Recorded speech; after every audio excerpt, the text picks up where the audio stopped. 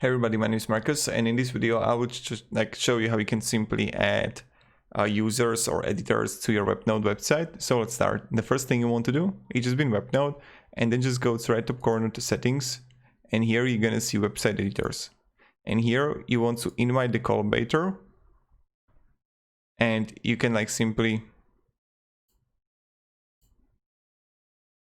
you just add here the mail, and you can choose it as an administrator, has a permission to edit the website, or administrator. The user can edit the website and can change the project settings. This includes adding, editing, and deleting users. So it's up to you which one you choose, and then he just logins, and this is pretty much it. So this is how you can add admins and users in Webnode.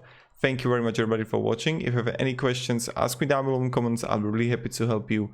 And yep, have a great day and goodbye.